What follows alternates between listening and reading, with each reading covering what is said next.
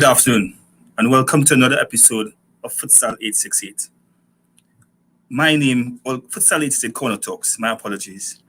My name is Geoffrey Edwards, President of the Futsal Association of Trinidad and Tobago, and also the series moderator.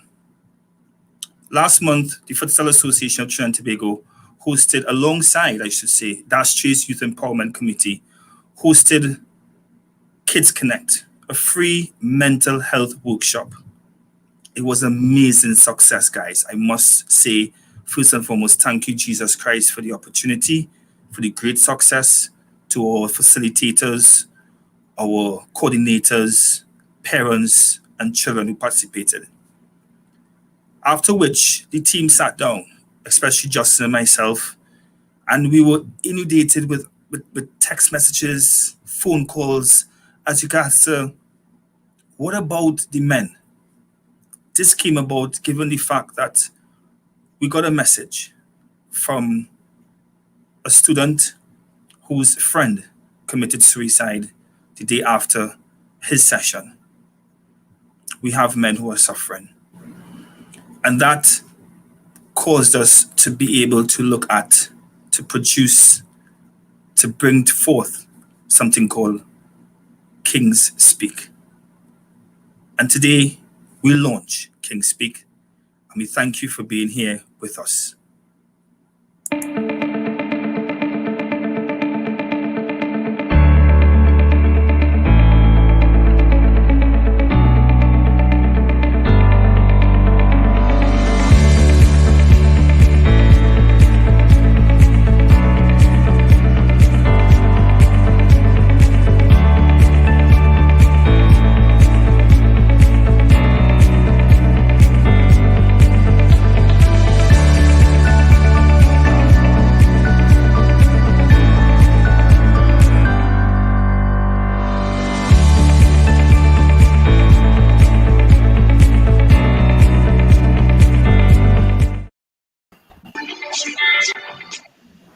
Join us this evening. As you see in front of you is a panel. Mr. Delison Charles, who is a behavioral therapist. Mr. Karen Modest, who is a facility manager at the University of West. My apologies, at the Ministry of Sport and Community Development. And Mr. Randy Juwahir, who is a student at the University of West Indies. Good afternoon, gentlemen. Good afternoon. Good afternoon. Good afternoon. Karen, I just gained a little feedback from you, so let's go and mute you until it's time to speak, right? Okay. Sure. Before we start, I want to be able to throw on the screen something that I found while doing research, which is very much interesting. This, and the source is from the Pan American Health Organization, which literally states that the top 3 disorders in terms of disability adjusted life years accounted for 40 to 55% of total MNSS. And MNSS stands for mental, neurological, substance use disorders, and suicide for men and women.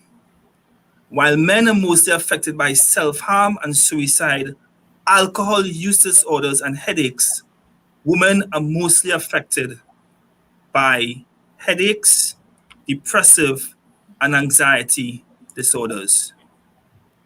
With that being said, Dilison, my brother, thank you again for coming on. It's God's work, because you know what happened yesterday. And I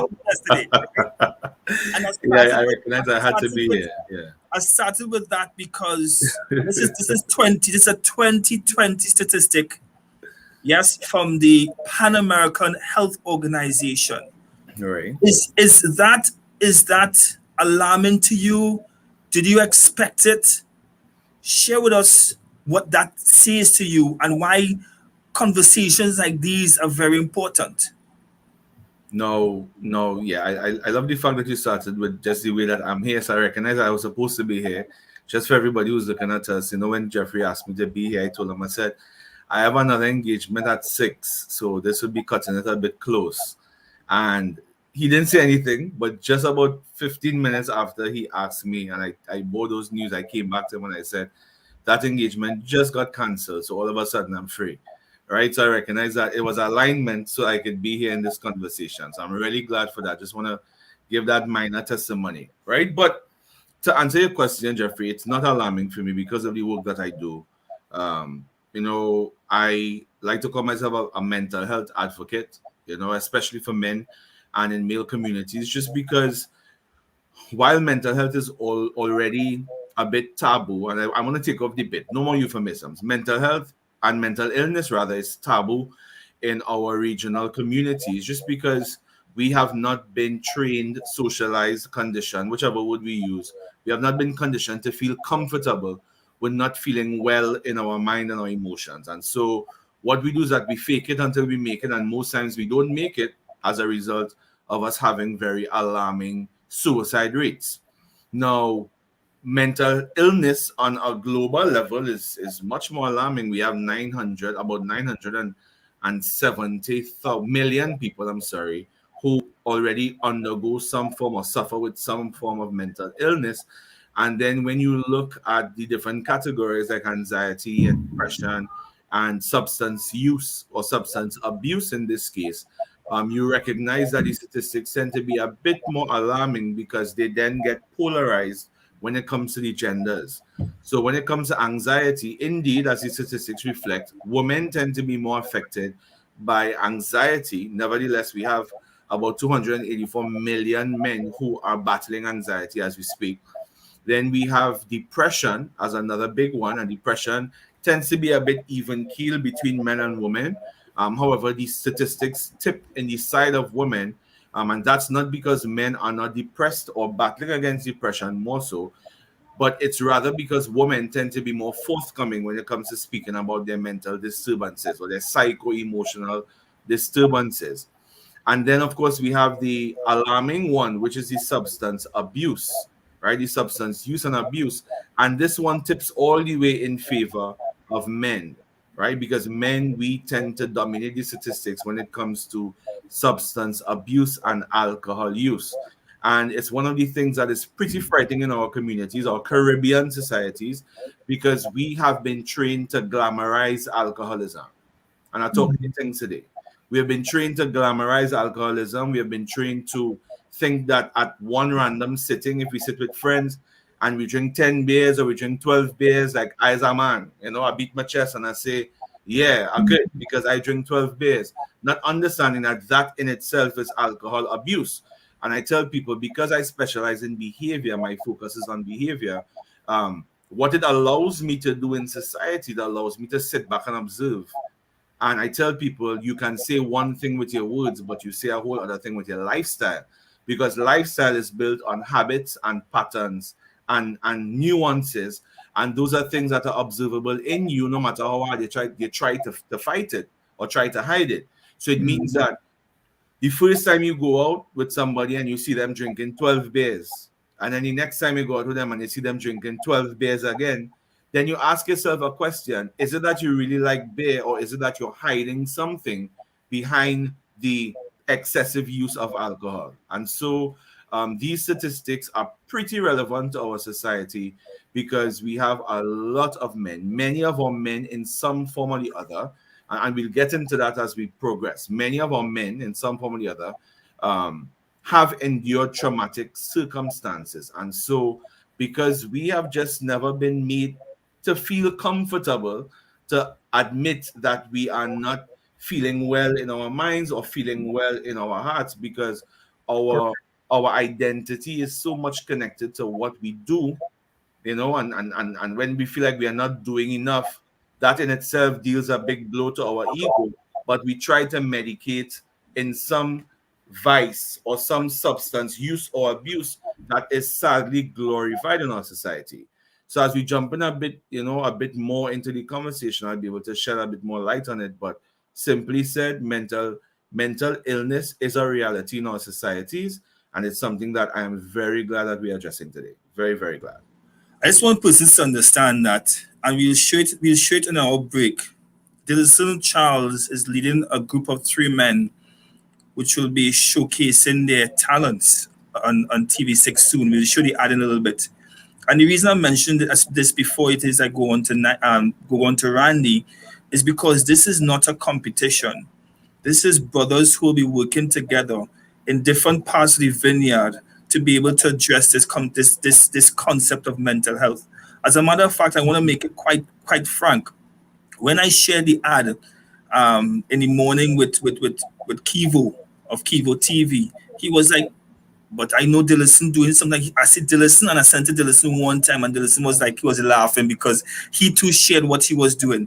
But any which way, we'll speak more to that later on. Right. Randy, you heard about the abuse of alcohol in our society. You are a young man. You are studying. You're going entering into your final year at the University of West Indies, and I'm gonna talk the things clear as it is. I went to school Mona campus. But I did my master's at St. Augustine, and you could hear the stories of St. Augustine when it comes to here going on the beaten rum.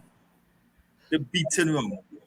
How does hearing that from Dillison as regards and seeing the statistics in terms of alcohol abuse, do you see that in the society at University of West Indies? And this is in no way discrediting the University of West Indies and St. Augustine campus, but it is speaking to our society since, as most persons don't understand, UE and other education institutions are microcosms of the society. Do you share what Mr. Charles have said, as well as what the statistics has spoken to from what you are seen as a young man?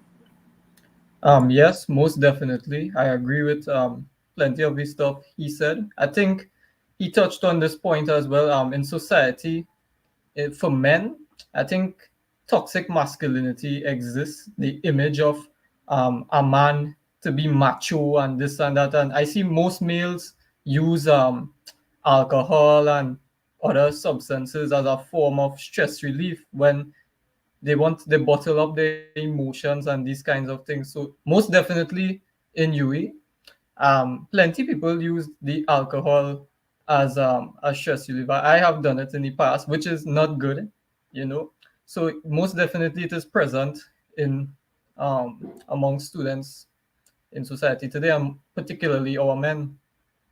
Well said, Randy, and I thank you very much for opening up as regards to your in discussions as well. I remember my first time drinking alcohol in university, coming from a house that didn't drink alcohol. It was a Smirnoff launch, and I drank so much Smirnoff that I could not sleep on my back. Right, and years later, I was told that I shot my kidneys. Mind you, I did not drink after that, right? But that's exactly what happened. And Karen knows the family I came from. So I want to bring in Mr. Karen Modest, who is a Freeportarian like myself, a brother. And understand this gentleman when KRC and a former Crifter Games participant. Oh God, I have another KRC man in the shop. Oh God, I shall never say that. Royal to we heart. But we were speaking. Randy spoke about extracurricular activities. He mentioned it. He mentioned about de-stressing. Karen, as a facility manager for indoor sports and arena, how do you think that the pandemic has affected men from de-stressing using such facilities?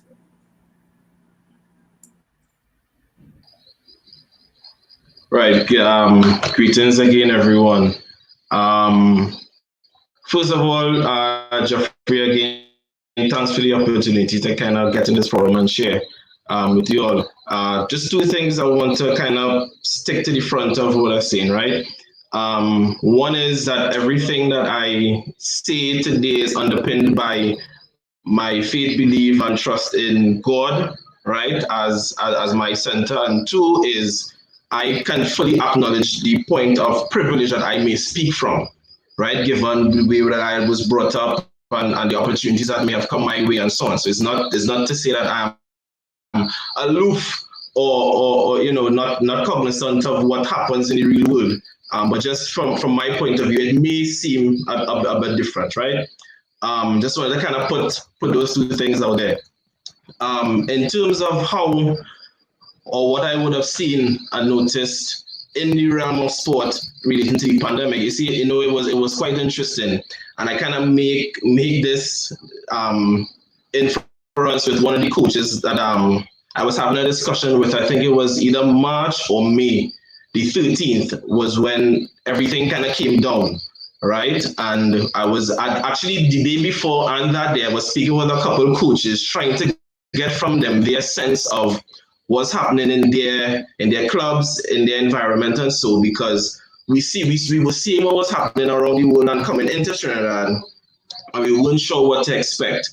And in the vein of trying to keep everybody safe, I was having some discussion with them in terms of how they feel is the best way for us to move forward, right? And I think it was maybe like about 4:30 that afternoon, we got notice that, okay, all our sporting activities and all our facilities are closed, etc. School would have been closed, I think, the day or a couple of days before, and then everything else was shut down after that. And I saw the acrimony in his disposition when we all got the news and was discussing it with each other. Largely because, one, as an individual in charge of a group, and a group mostly men, that particular coach was concerned as to how are we going to adjust, and how am I going to be able to get these young men to continue to cope, because now you're thinking of school-age children being cut off from school one day, and then a couple of days after they're cut off from an outlet that they might have had to be able to exert and use as an outlet for some relief. And he, as a male coach, was trying to figure that out. And I think that happened with a lot of people, and it tore at them for quite a while. Some were able to adjust, but suffice to say that over the next maybe 3 to 4 months after that day, I would have had sporadic calls and requests. Listen, manage that, anything we could do, boy, just even if it's a private session, anything, we could just maybe 2 or 3 people, just so we don't rock the boat. We just need a little space, something of the sort, right? And as best as we could, I had to explain to them, listen, we are not in a position to facilitate that kind of thing. But if need be, and you need an ear, you need somebody to kind of help figure out what to do and how to adjust. Here's a resource, and I can offer whatever I can offer. But we kind of went away from easy public access to an outlet as a sporting facility to it being immediately shut off, which was hard for a lot of people. And I saw how it tore at coaches. Was they thinking of their charges and the athletes as well? That is quite amazing, because even for myself, I'm not gonna lie. When they said that we cannot participate in outdoor sport and activity, I immediately relocated to Tobago, found a quiet area where I would have stolen my hour or 2 hours. There were times whereby I am walking at 11 o'clock, hot sun, going to the supermarket, but taking a 1.5 mile detour just to be able to get in a sweat, right? Because you're talking, as you rightfully said, Karen, you literally pull the plug or pull the rug underneath what is consistent to some persons, what become distress. And I grew up in Freeport, whereby walking to St. Mary's recreational football field, or recreational field, I should say, because it wasn't football alone, and engaging with others of my age and older was my de-stressor. And interestingly enough, in that same area, not too far, you had the drug dealer selling cocaine. Let me talk the things right now, right? You had within shouting distance, pelting stone distance, you had the drug dealer selling cocaine, not weed, cocaine. But yet it was still an haven of peace and serenity for myself and my siblings because of what it represented. And to be able to know that we have a generation who 2 of their years is pulled away from them is saddening, to say the least. But listen, that draws me to a quick question that I really want to find out. Are men really dealing with their mental health? And if the answer is no, how can they deal with it? Because I know that we have a little over an hour, and I know we can't deal with everything. So I'm trying to plug in as much as I could plug in as best as possible. So I want to go straight into it. Are men dealing with mental health? And if they're not, how can we help them? I don't even want to use the word diagnose, but how can we see that there's a problem and help them address that problem, brother? All right, that's a good question. First, I can't generally say that men aren't dealing with their mental health, because I know I am connected to a bunch of conscious brothers, yourself included, who are aware of what is happening, who are, very much in touch with the offness that is experienced in society now. I mean, much like you all, I am a staunch believer in God. I think there's about 3 or 4 Bibles in this bookshelf behind me. And as a firm believer in God, it really solidifies and serves as a foundation for my practice and for my ability to cope and to be resilient in my own. But speaking to those persons who don't have that resource in the form of God and in the form of a deeper spiritual connection, there are persons who I see that they are boosting their consciousness or their awareness of when things are not right with them. And that is through, some people are just becoming less materialistic. Some people are recognizing by force that the old normal is never coming back, and that this new normal, it's in your face and forces you to really scale back or sit back and determine what is really priority, what is not priority, and what is reality, and what is a smoke screen. But I would say this generally. When I speak to many men are still fighting against what we call a feminization of emotions. They still believe that to cry is effeminate, to feel sad is effeminate, to show too much emotion is effeminate, to say that you were hurt or betrayed or feel disappointed is weakness. And so with this whole feminization of emotions, what you have now is that is where the toxicity comes in that Randy was talking about. Because as you may have known before, when I spoke about this misnomer called toxic masculinity, it's something that I hear about it, I can speak to it, but I don't ascribe to it, because toxicity actually does not have a gender. Toxicity exists both in masculinity and in femininity, because there are a lot of women who exhibit and live in toxicity and live in toxic traits.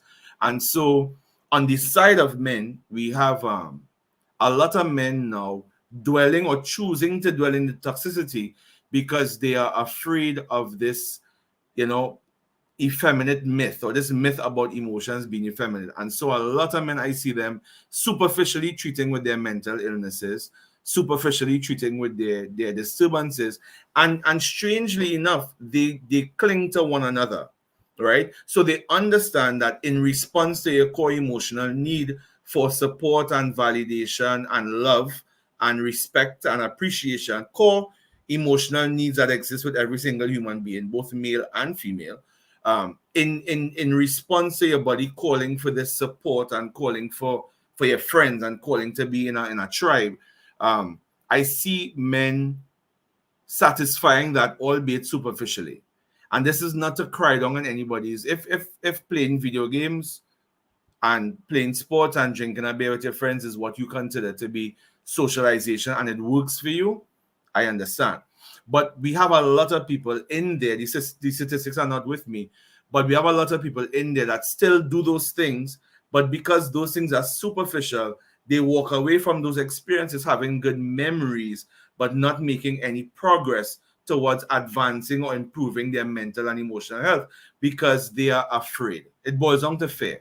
A lot of men are not, let me stop you right there. Let me stop you right there. You see, that's what you say there in terms of, no, because it's very interesting, and I see Karen having some technical difficulties, but that's okay. But it's very interesting that you just mentioned that, because I had a conversation with a friend yesterday that we spoke to that. whereby in Trinidad and Tobago, every pot knock we have to be there. I was a party promoter at one point in time, Right. So I'm not knocking it. But the funny part about it, and you said it rightfully, does that make you a better person? If It doesn't. every pot knock you have to be there, and the tribe, as I've learned the hard way, is that what is your foundation? Is your foundation wine, woman, and sound? Then that is who you are. Is your tribe a tribe that is helping you? I have made a lot of mistakes in life and I continue to try to be better. But you hit the nail on the head. Are we taking the opportunity to better ourselves, whether it be in a pandemic or outside of a pandemic? Yeah, a That lot of is people are afraid. A lot of people are brilliant. afraid.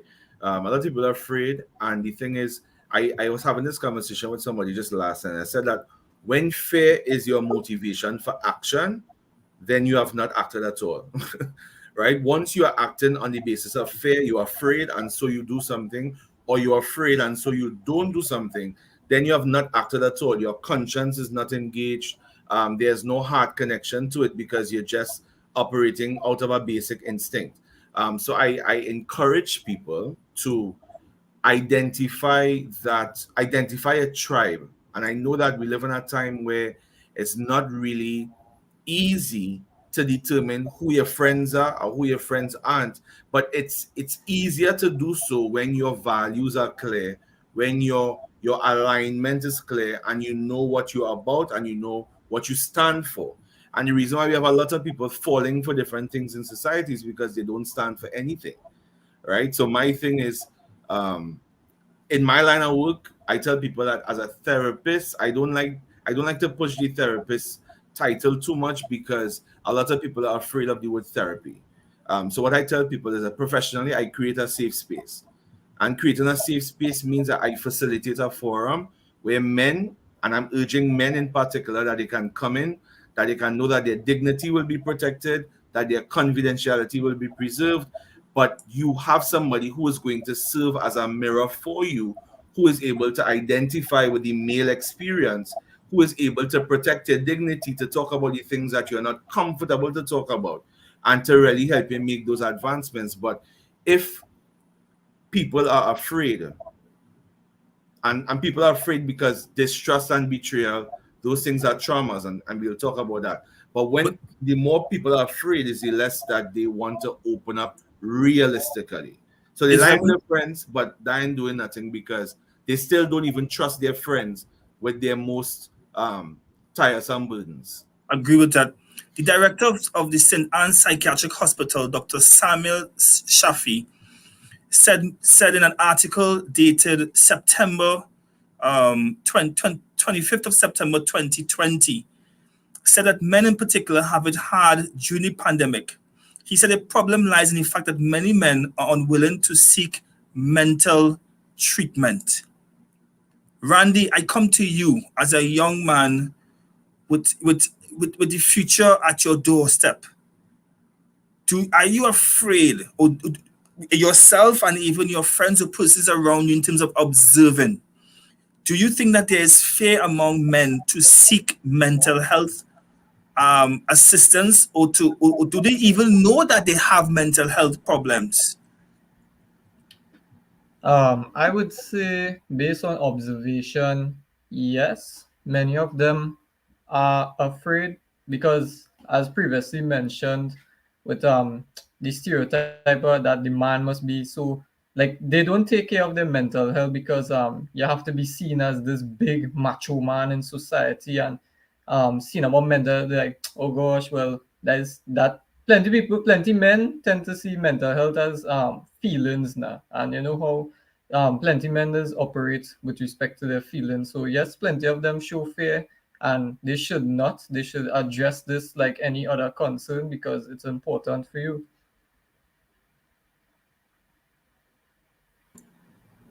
With that being said, Randy, talk us through you at university. How have you dealt with mental health? How were you able to identify that mental illness was right around the corner? Because and the listener could tell me if I'm right or wrong in making this statement. But I believe that mental health and mental illness is always around the corner from an individual because we're balancing that thing called life, which is a very tight rope, right? Is that correct to say to listen before Randy answers his question? Yes, just before he answers, I tell people in summary, mental health speaks to your ability to be resilient, right? And resilient in thought and resilient in response to life. And life in itself is a streamline of unpredictable events. You could have the most calculated plan, and something could go wrong because there are plenty moving parts. And so, because life is so unpredictable, it's important to have your mental health in check, which means that you're able to process the thoughts as they come. You're able to reason and rationalize, and of course, respond to life's uncertainty. And so, if you can do that, you're a prime candidate for mental illness. Randy, have you been able to identify mental health issues around the corner? And if you have, how did you deal with it during university?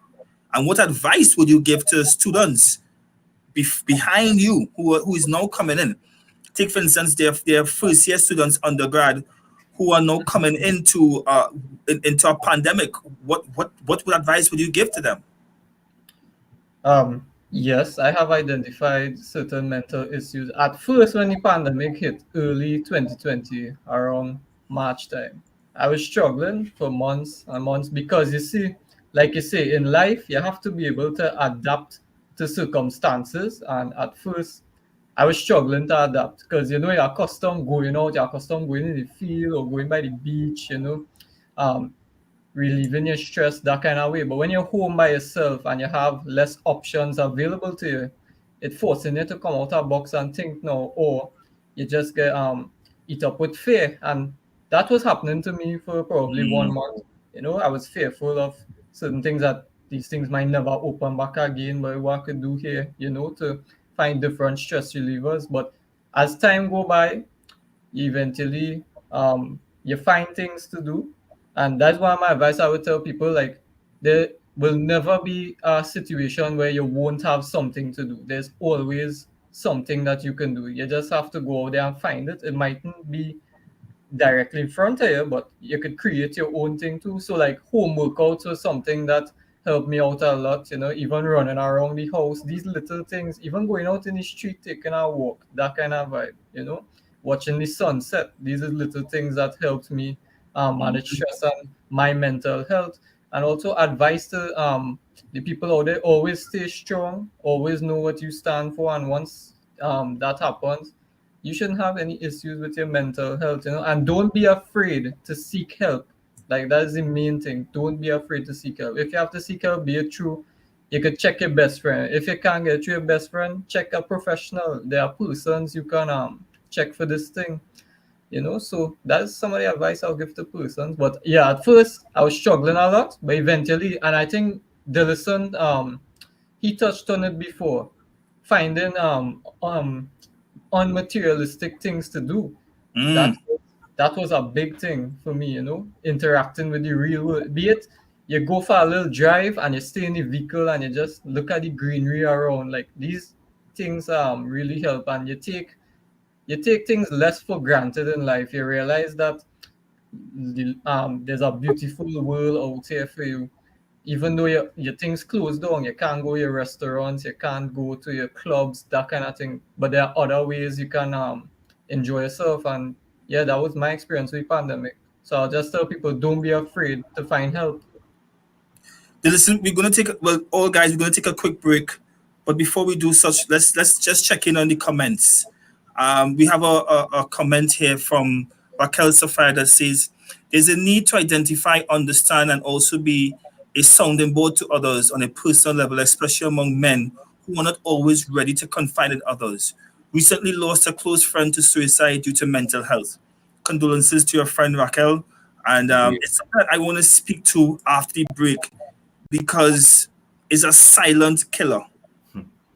Is a silent killer because there have been many instances for this year where I know personally of individuals who committed suicide without even giving a warning, and more so men. And I definitely want to be able to find out why from each one of you guys in your own capacity, why do you think that men take their lives? I know it might sound like a very stupid question, but I want to know why I will try and answer the question as well. Why do you think that men take their lives? For those who are watching us, this is the launch of King Speak. But even though this is the launch of King Speak, I also want you to be able to tune in on TV6, whereby my brother Dillison is launching his activity as well. You want to know more about it? Let's take a quick look. I'm Dillison. I'm Christopher. And I am Bartwose. And we're on a journey to help men figure out the shift that needs to happen in masculinity and change the narrative of what a man should be. How can we be part of the solution if we repeat behaviors created centuries ago? It's not men versus women. It's working together to find new solutions to modern day problems. Join us every Monday at 8:30 p.m. to discuss the hot topics and share our experiences. And you too can contribute. It's all happening right here on TV6. Monday the 13th, it starts. Dillison, talk us through that program. What made you, well, I wouldn't say what made you, but tell us what we could look forward to, brother, as we speak to this whole concept of men and mentality and dealing with our issues. Men speaking for men, as the tagline of FUBO was, for us, by us. Yeah. So the fellas in essence, it's an amalgamation, me and the fellas. And what we're doing is we're coming together to have several conversations that pertain to the male experience. I mean, there are not many forums that are televised that allow men to come in and just have a real conversation unscripted about the things that we battle with in terms of emotional communication. We battle with, understanding your priorities, about family, about realistic and unrealistic expectations when it comes to the opposite sex. The importance of presentation as a man, and the fact that the way you present yourself, as I say easily, you dress the way you want to be addressed. There are a lot of people who don't understand the importance of presentation, especially as men, and we don't understand why sometimes we get sidelined or stereotyped in society, and it's simply attached to the way that we dress. I mean, the basic assumption in life is that when you dress in a suit that you're more powerful and successful. It's not necessarily true, but people are more inclined to go that way just because of the way you present yourself. So we are talking on things ranging from, as we said, emotional communication all the way down to interacting with a few special guests, females, right, who are coming to put some men in place and set us on the right track too when it comes to what women really, really want. So I want to urge everybody to tune into TV6 at 8:30 p.m. every Monday, starting from the 13th. And if you want the real, raw, unfiltered version with the extended conversation, I think that people should go over to Spotify too, which is now free in the Caribbean. Go onto Spotify and look for the Fellas After Show podcast. And believe you me, the podcast is even more interesting than the... We are plenty. Karen, one of the things that in doing research for this show, I recognize is because before the break, we're going to ask the question of why men commit suicide. And in doing research, one of the answers I got was financial strain, right? As a man, no matter who he is, by biblical principle, is supposed to be a provider. Even if it is you don't follow biblical principles, whatever religious persuasion you are, men most times are supposed to be the ones to go out there and provide, fend, protect, etc. Given the economic situation that we find ourselves in, and in speaking to my parents, they said that it was the same thing in the 1980s. A lot of men, one of the reasons for them committing suicide is the inability to find solutions to their financial issues and problems, and the internal and external stresses that comes with it. As a father and a husband, how do you think we as men should deal with that issue of, "Boy, I have no money"? And before you answer that, Karen, I want to just give a quick story. My dad, and this is my time to open up here. My dad was along with my parents and the whole were primary school teachers. And when the COLA, which is a lot of persons don't know COLA, but in the 80s when the NAR came into power, they cut COLA, which was a big significant cut for public servants. It was very difficult to raise 5 children.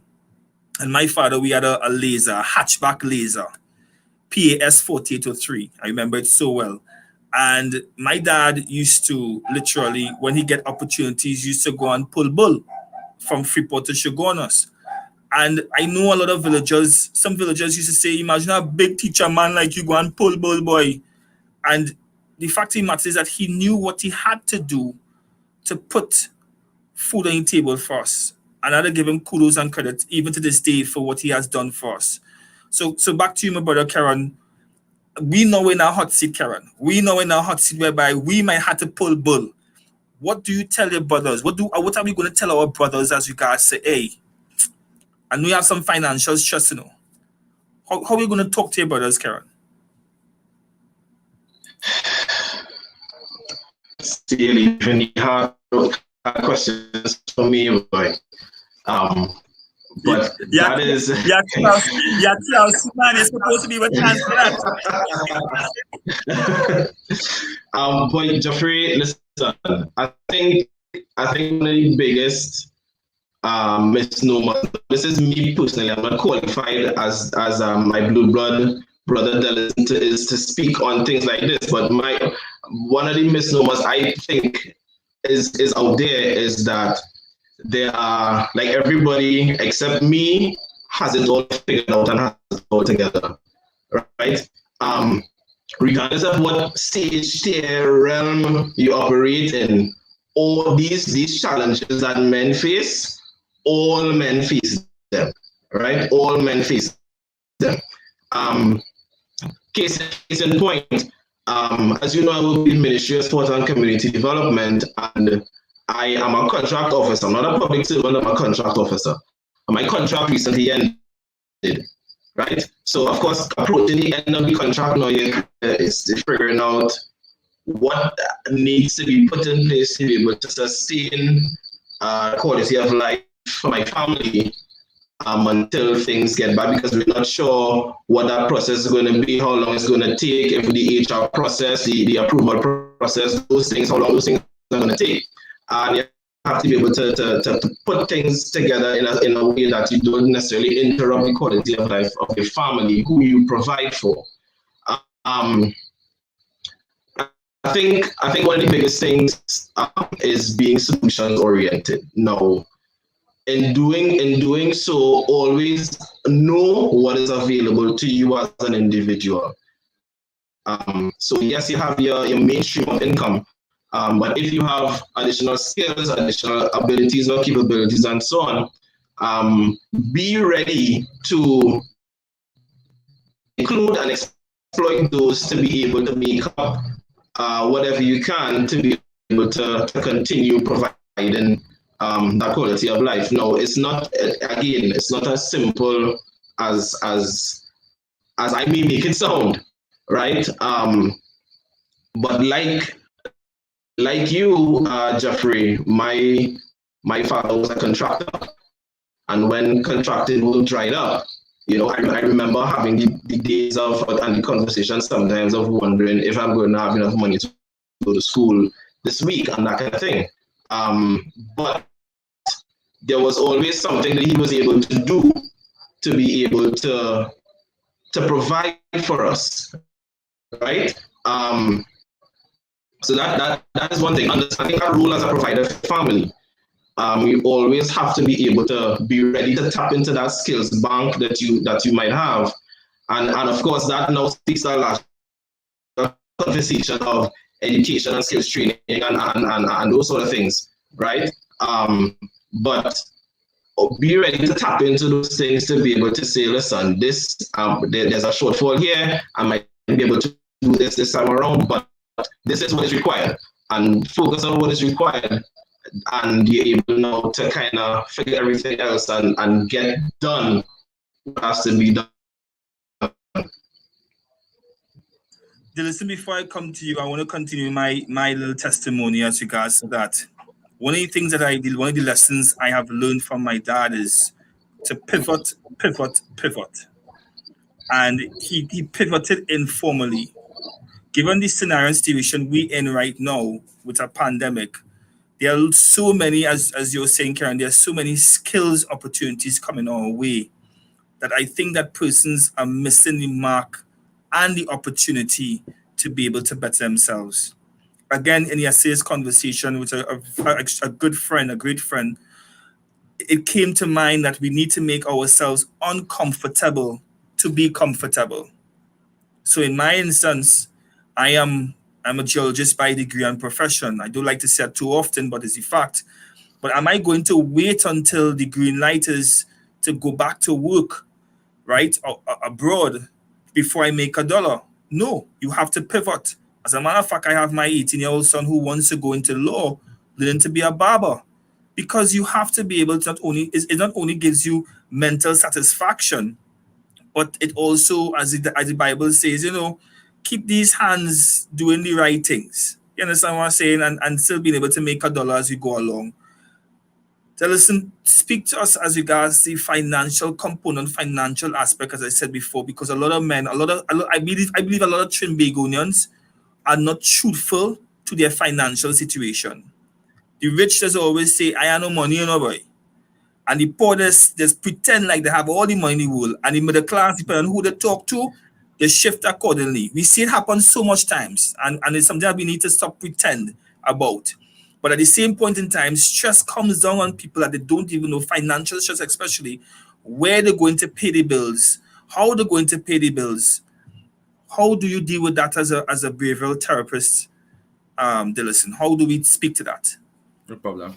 When I hear you talking about suicide and so on, I just want to keep on the same tone of transparency. I had been dealing recently with a case of somebody who was contemplating heavily suicide. And they reached out to me and I had to interrupt the pattern. And when I say interrupt the pattern, meaning interrupt the pattern of their thoughts. Because we can put the labels on it and we can say that this person committed suicide because of a financial reason, or this person committed suicide because they get a horn and they couldn't take on the horn, or they committed suicide. I remember when I was attending UE and we had a guy who committed suicide in our days. He jumped off the building head first and killed himself immediately because he didn't do well in a project.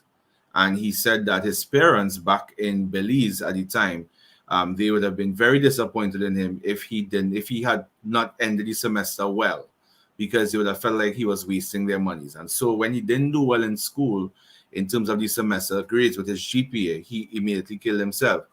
And that was a bit tragic for us to deal with. And so whether it be educational, emotional, or relational rather, or financial, what it really comes down to is safety in self, right? Not safety by oneself, but safety in oneself. And that would be your self-esteem, your self-image, and your self-concept. Allow me to elaborate a little bit on it. When we talk about self-esteem and identity, our women in society, they are more so shaped by what they are. So that's why you might find in a relationship that the woman might be the one who is more insistent on finding out, what are we? What is my title here?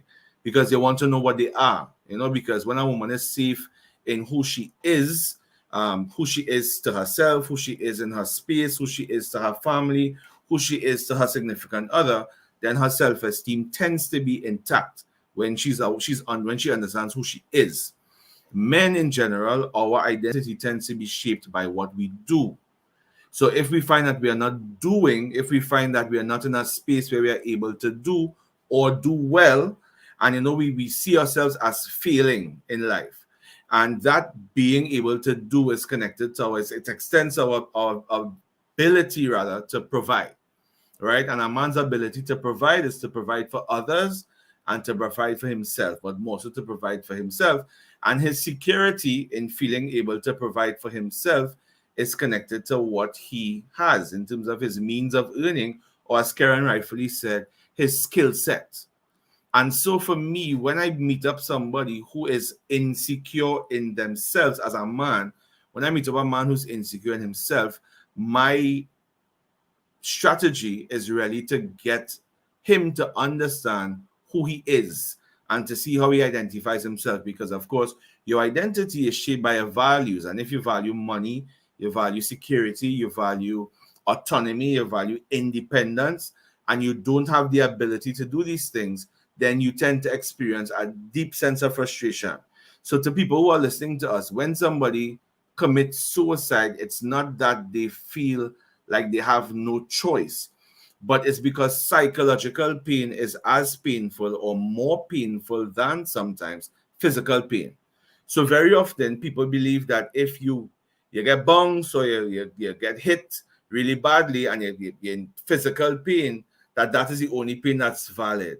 But they don't understand that emotional pain, the inability to express emotional discomfort or the inability to feel safe in your thoughts and express that in a space where people can make you feel safe to express without making you feel like you're weak, without making you feel like you're lesser than, without making you feel like you're a failure, even though those thoughts of being weak, being a failure, or being lesser than can be coming from you. But what we need more of in our society, we need more spaces that people can enter into and say, here what?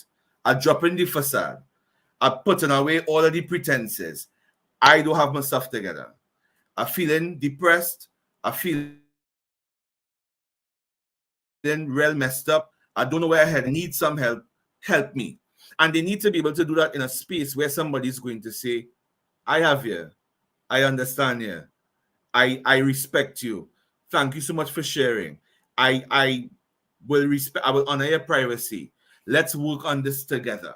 But because our society is built largely on competition, right? Competition and advancement and having and the materialism, then you recognize that a lot of people, if they just don't have it, they just don't know where to turn to have it, or they don't know how to develop the ability to get it in themselves, instead of going to somebody else where, they could be able to feel safe.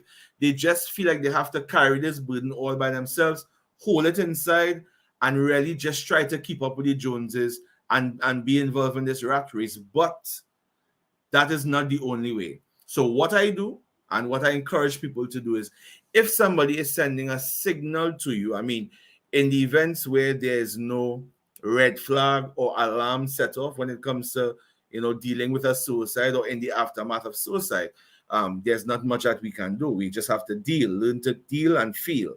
However, if it's a situation where you think somebody might be on that trajectory, you see the signs, you see the social withdrawing. I mean, it's even more frightening because sometimes people commit suicide after attending social events.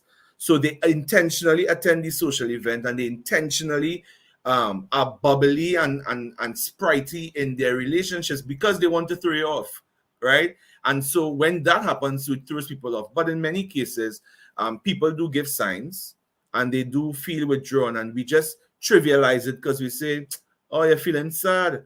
But if we really get people to feel more safe just by, one, removing that judgment, and two, really meeting people where they are and not necessarily meeting people with these expectations of where they're supposed to be by now in their life, and oh, you're 35 and you ain't married yet, boy, or you're 27 and you now doing that degree, or you're 34 and you don't have a car yet, and all of these expectations and pressures that we put on men in particular in society to have and be a certain thing by a certain age.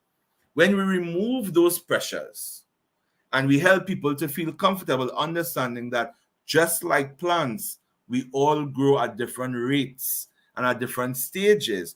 If we can help people feel comfortable in that uniqueness, then a lot of people won't think that, okay, I just have to carry this burden all by myself, even if I don't have, even if my finances are not well enough, even if my relationship is not the best, I can have those problems and I can turn to somebody who can help me deal with it. You understand? Totally understand. Randy, you're in an environment at the University of West Indies as a student where competition is the order of the day. At the same point in time, you were one of the main organizers for Kids Connect, the free mental health webinar series for children put on by this organization. Noting those two scenarios or situations, as I said before, you operate in an environment of competition and what you would have gone through in coordinating Kids Connect and what was just mentioned by Dillison. How has it, what is your outlook for this upcoming academic year from a mental health standpoint in terms of you as a young man and your ability or willingness to help others, your brothers, your sisters, as you go along?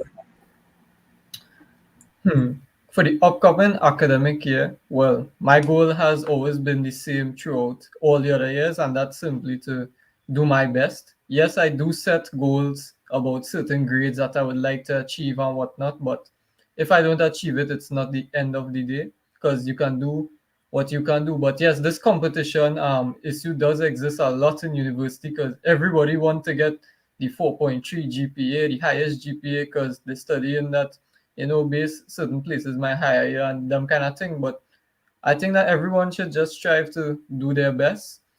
And that's the main thing. You set your own personal goals, work for it. If you don't reach it, it's not the end of the day. There's still light at the end of the tunnel. If you break your goals, continue to set new goals and keep reaching. Randy, 2 months ago to Randy now, how is your mental health? It has improved a lot. And that's partly due to working with Futsal868 in the mental health awareness program. I learned so much about mental health in this organization through so many different individuals and relating their experiences to mine, applying concepts that they taught me to my own life and reflecting on it and looking for weaknesses and places that I can improve. And more than likely, I can say my mental health is much better than it was a couple months ago. With that being said, what do you suggest to university students to help them better their mental health? As I said, as you rightfully said, Randy, 2 months ago to Randy now is different because of your involvement in a mental health campaign. Hearing conversations from Dillison, persons like Dillison and also Karen and other facilitators. Let's just say many of them, a lot of them were not in that or don't have that opportunity. What do you suggest they do, one, and what do you suggest we do as organizations to be able to bridge that gap? So it's both parties. I'm speaking to the participants, the persons, your fellow university students, to better their mental health, especially men, as we speak in Kings. So King Randy, I would like you to speak now to your subjects and your fellow Kings.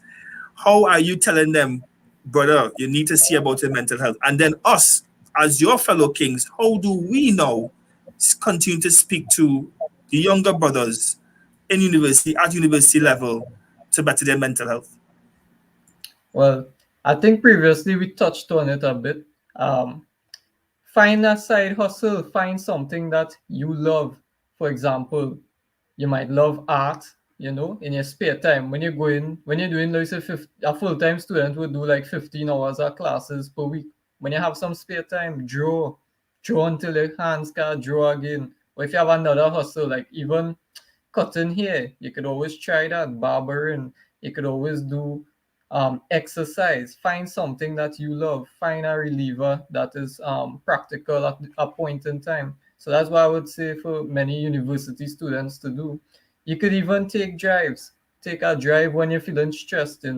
Not everything is about school. Not everything is about being this perfect student. All of that. You will encounter issues with your mental health. You will have difficulty, and you have to find ways to cope with it. And those are some ways I think you could cope with it. A side hustle is always nice, doing something you love and potentially making a living from it. That's something you can do.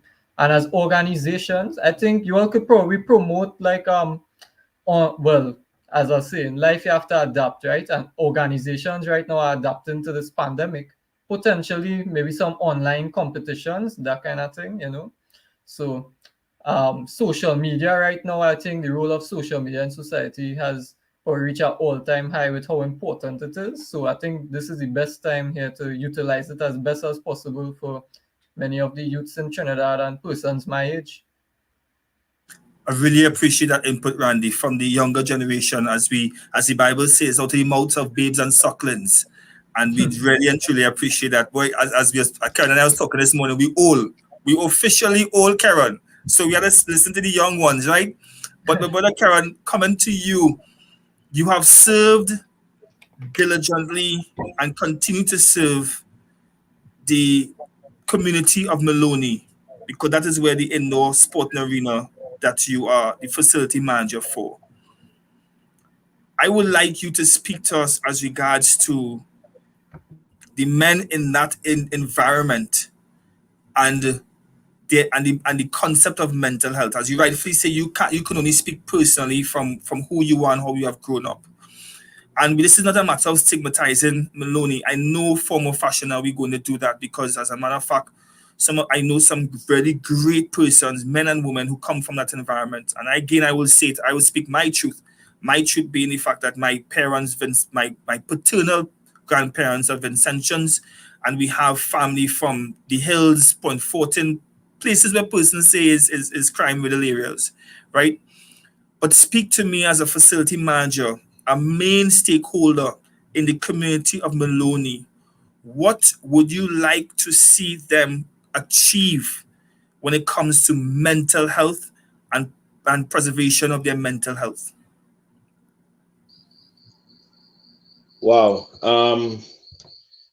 Jeffrey, but I think me personally, being in that community for a number of years now, and I also manage different facilities in different areas, with a similar stereotype, right? But I think we tend to underestimate ourselves, and I think persons within the community underestimate themselves as well. The amount of resources that they have within the community alone is very vast, and being able to tap into those resources would automatically give you a leg up in wherever you're trying to go and whatever you're trying to do, wherever you're trying to reach, right? So I think understanding what is available to you, like I said before, or knowing what your options are is one of the biggest things, I think, boy, because a person goes into a very dark place, I believe, when they realize they have no options, and there's always an option, right? So understanding what your options are. You want a particular quality of life. What are the things that has to happen for me to be able to achieve that, and then find out how I can achieve and access those things, right? So don't underestimate yourselves, as individuals within the community as well as a community on the whole, right? So I would really want them and other communities that suffer from that stereotype, and it's not necessarily them suffering under the stereotype, because there's so much wonderful things happening there, and I know of quite a few organizations that are doing work, and a number of people that are doing work and are seeing results, and it's very encouraging to see, right? But I really want to implore them to kind of not underestimate yourselves. The access that persons who you think might be better than you, the access to things that they have, you have similar access as well. The world has now become so small that it fits in your hand, in your cell phone, right? So you are able to access anything that you want and be able to learn, achieve, do all of those things. So don't limit yourself by just saying, because I'm from this community, these are my only options. Or broaden your horizon and open your mind, and you'll see a lot more that's open to you, man. And as he said that, it really dawned on me, because I don't want persons to leave the show thinking that we are focusing on stigmatized areas, because mental health and mental illness is a respect of no one. Race, color, any demographic, mental health occurs, occurs across the board. It's just a matter of us in this four screen here speaking our truth, and the fact that Karen works in that area for years. I just wanted him to share his experiences with it. Mostly, it's very important for us to recognize that we have to be able to take care of mind, body, and soul. And in listening to Karen speak, a lot of persons forget that tent, their own tent, as is known when you are getting that brief from your air hostess or air host. It always says take care of yourself, your own mask first before you take care of somebody else's own. And I'm asking everyone to be able to do such. Please take care of your mask, take care of yourself, mind, body, and soul. Every day is supposed to be a day that you better yourself. I don't have it all together, and I've been reminded of that daily. I have made many mistakes. I've been reminded of that daily. But because of the mercies of God, we are here to be able to know that He always finds a way. And through wisdom, knowledge, and understanding that He says He'll give to all men liberally, let us continue to search for such. There's something that you interestingly said, Karen, in terms of we have the world in our palms of our hands. My little brother always said to me, Geoffrey, leaders are readers. So let us be careful what we use in the palm of our hands, because the Instagrams and the TikToks, they are still there, and all the other social media, there's a good and the bad of it. Be careful what door we open, that we fill our mind space with the right things and not the wrong things. Growing up, my mother used to say that the television is the one-eye monster, because it has somewhat added and destroyed certain aspects of the narrative of our society, and we need to be careful what we get onto our minds. Brother Dillison, King Dillison, speak to us, take us home as regards to recognizing, as we said before, mental health illnesses amongst our fellow kings, and the men and the women listening. How can we help, even in this short space of time? How can we help our fellow kings to be better men, to be better kings, to be able to lead our kingdoms to victory? All right, so I wanna pivot or just piggyback more so on the quote that your brother gave to you. I don't know if it's verbatim, I don't know if it's his, but big up you, brother. When he say leaders are readers. The other day I posted on my platform, and as I shared with you before, Delhi Digest, it's not just about me. Delhi Digest is a community, right? It's a community that I ask people to come in, or I invite people to come in, because they are going to meet with like-minded individuals who, in this community, we all know that we are just grateful for life. We know that we make mistakes, we know that we fall down, and we come in together to discuss, life and issues. And one of the things I spoke to on the platform the other day was reading. So when he said leaders are readers, it really connected, it resonated with me.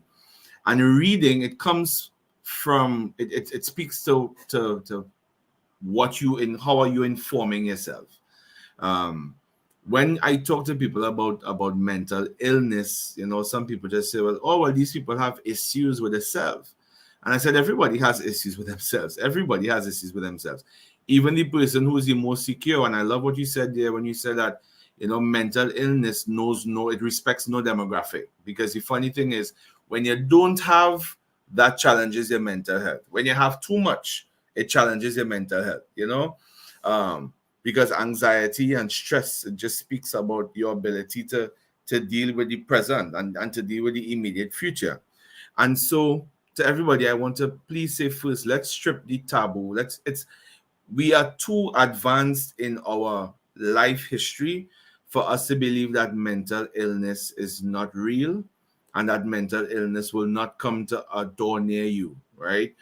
The pandemic, I think, has done a really phenomenal, not necessarily positively, but has done a really phenomenal job in equalizing the playing field, just leveling the playing field. I think that for those persons who have had a lot, those persons who continue to have, and those persons who are not sure if they're going to have tomorrow, To all of us, this pandemic has knocked on our doors and really opened our doors and caused us to look at life in a different way. And so the old normal, I just want to tell people that the old normal is not coming back.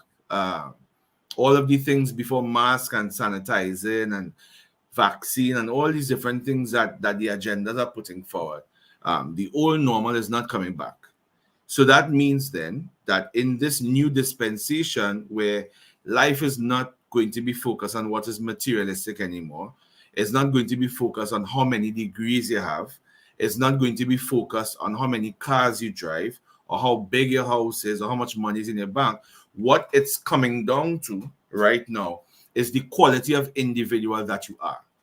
And so mental health speaks to your ability to be resilient in the face of irrational thoughts and in the face of unexpected life circumstances. Emotional health speaks to your ability to deal with those negative emotions that every single human being has, both male and female. And that when those negative emotions come, instead of running away from it, you are able to lean into those negative emotions and ask yourself, what am I supposed to be learning in this situation? And so because the new normal is challenging everybody to pay attention to what's going on in your heart and to pay attention to what's going on in your mind, you can't escape it. And so the urge is to first take away the taboo from mental health, because mental illness is not something that's taboo anymore, just as physical illness and cancer and HIV and all of these other things that are killing people, heart disease and all of these things are killing people and require our attention. It's the same with that mental illness in all of its manifestations is gravely affecting our society, and the pandemic has just made it worse.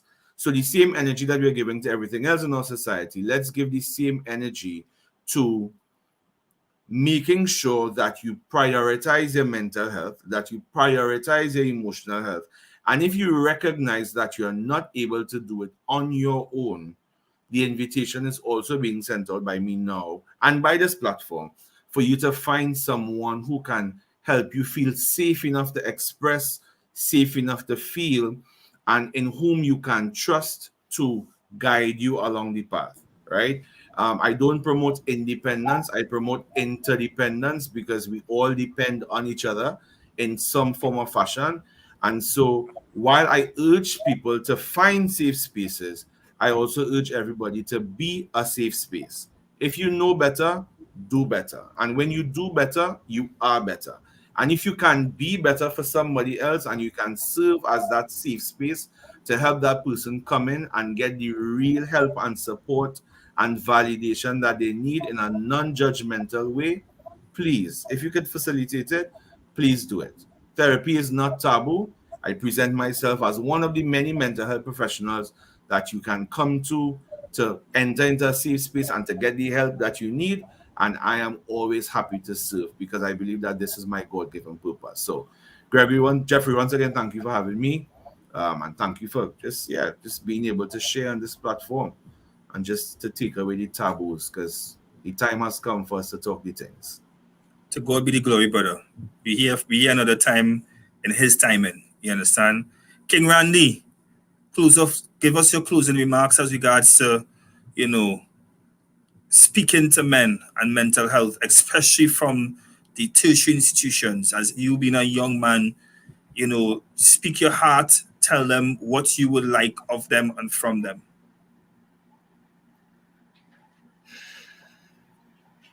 Well, I think that mental health is very important, as we can see amongst our students and particularly our men today. So you can repeat back the question, please. I didn't quite catch the question. For you, in terms of you in the tertiary institution, you speak to your colleagues, your fellow kings in the tertiary institutions as regards to mental health.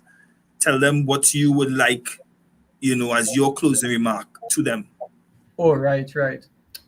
So the kings out there taking in this podcast, don't be afraid to get help. And also, find you. Don't be afraid to take breaks from your school as well. Not everything is about school. You will be seeing stress, you will be seeing hard times, and don't be afraid to run from it, address it. if you can't find help with yourself, find help with someone.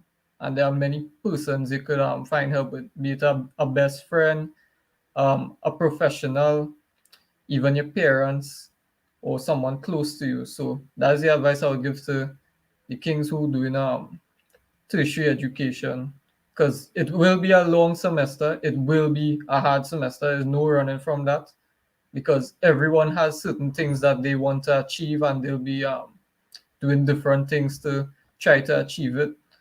And when you're doing that, you know there'll always come stressful times. So that's my advice I'll give out to them. Well said, King Randy. King Karen, my Freeport brother. I ain't lying to tell you. Let me go a little story about Karen. Karen, when she was one of the biggest. And going to school, seeing Karen in a Kara's uniform, that man used to look like if it is he lifting weights for you and your brother. Right? A former Carifta, what was it? Shot putter, Karen? Yeah, I did the three throws, javelin, discus, and shot put, and then I switched over to. And the man was strong with always a beast face, and I was always a timid now, afraid of him. And then his other brother was one of the fastest men in Freeport, and quick twinkle toes, always running, beating everybody. But it's a pleasure to be able to share the stage with my brother here. Thank you very much, Karen, for the love that you have shown us, Futsal868 and SW Torrent all the years. I really appreciate everything that you have done for us, and it's great to be able to see us as men, be able to speak our truth, and be able to do what we do best. You understand? So, my brother, King Karen, give us your closing remarks, brother.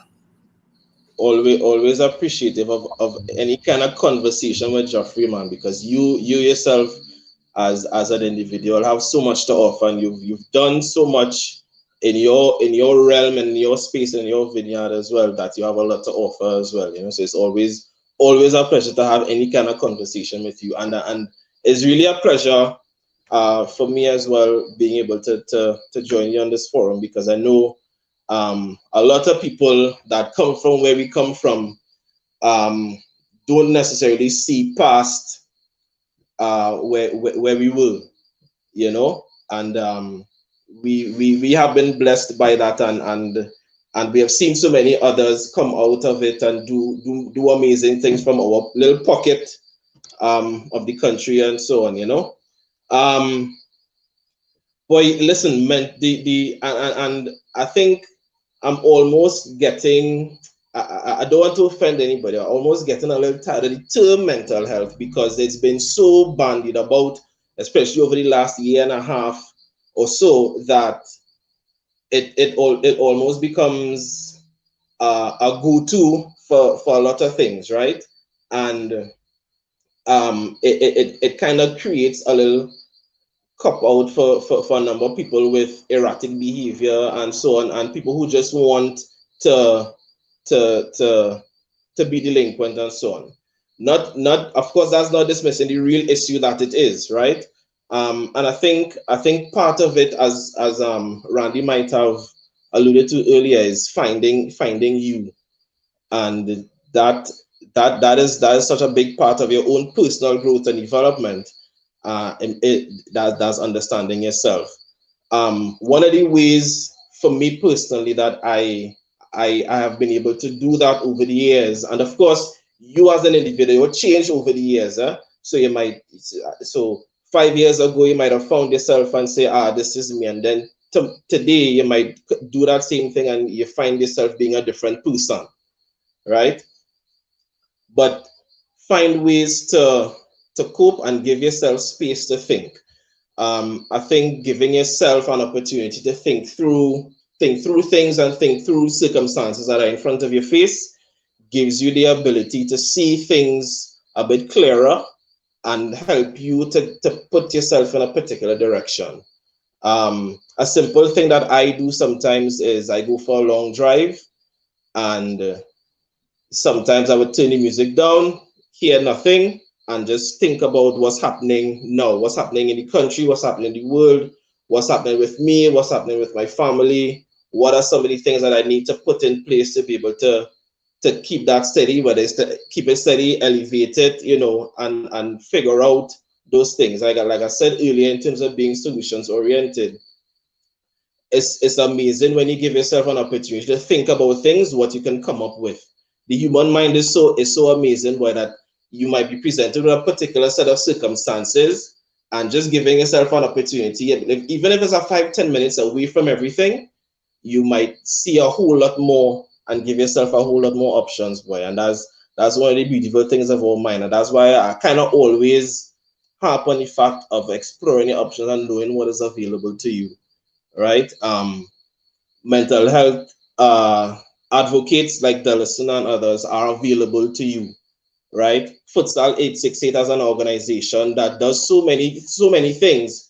Mental health workshops as part of it, that's available to you, right? Sporting facilities, university lecturers, those sort of things. Those things are available to you to find what you could do to get yourself in a space where you're able to now analyze and assess what's your circumstances in front of you and see what's the best decision to make. That's one of the main things I want people to take away from today. I know the mental health conversation is a very long and broad one, but even just to kind of get yourself started, because I think mental health a lot of times speaks to when things are bad, but just like your normal and general physical health, there's an element of dealing with illness and there's an element of staying well.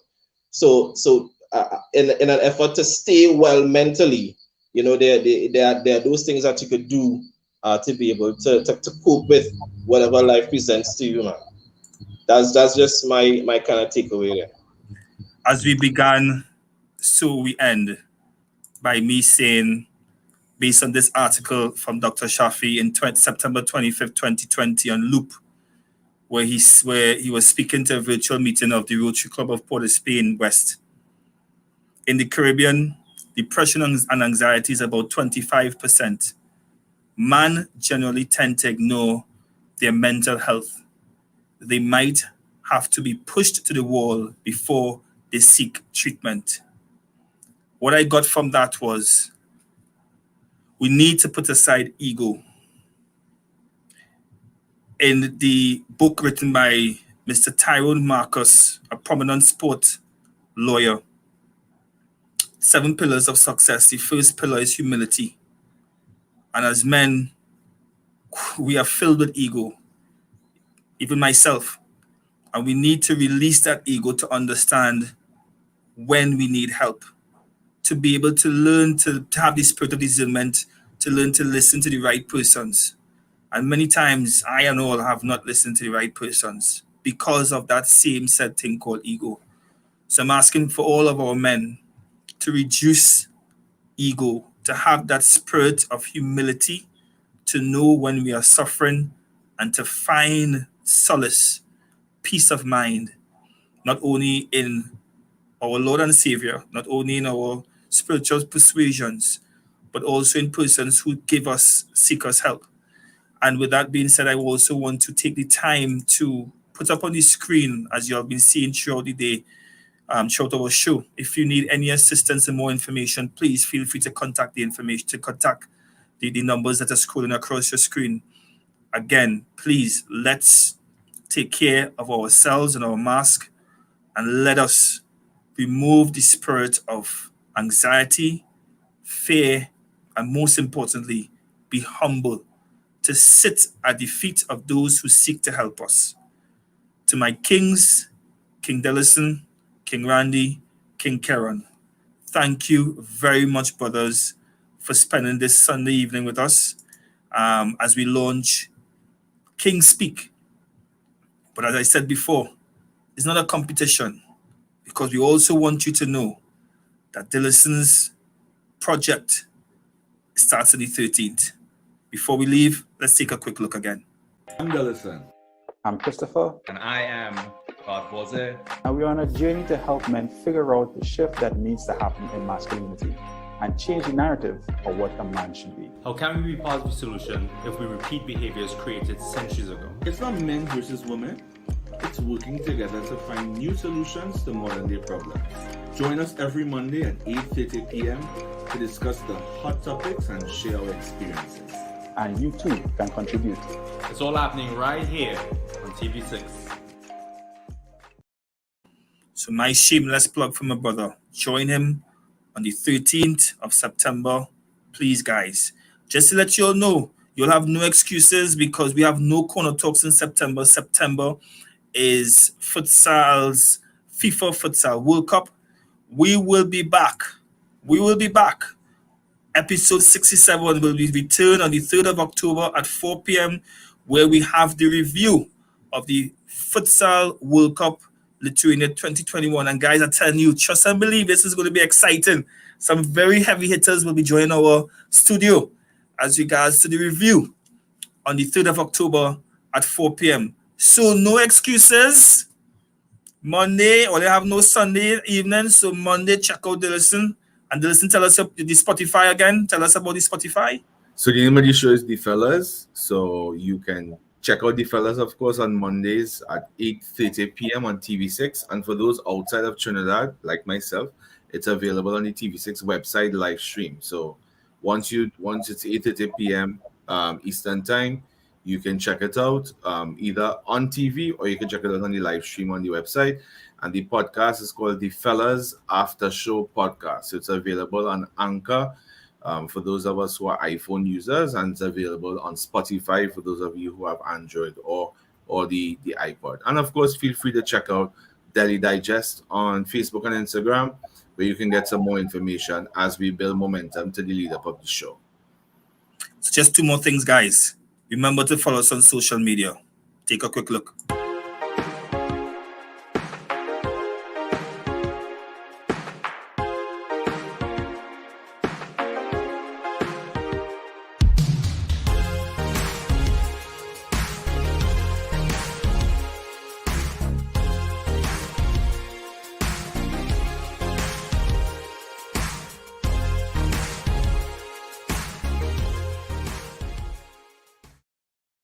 And lastly, you will not be hearing from us in September, but our virtual race is still on.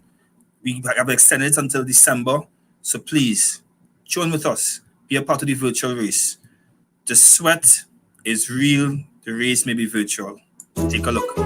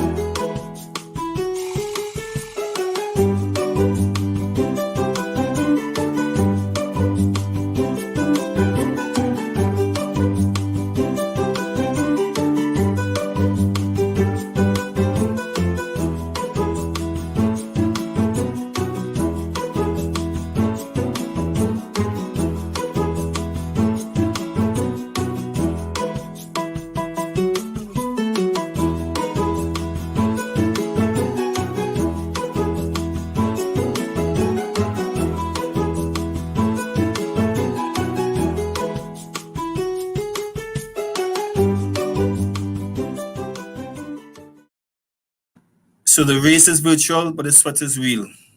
And we close with that being said.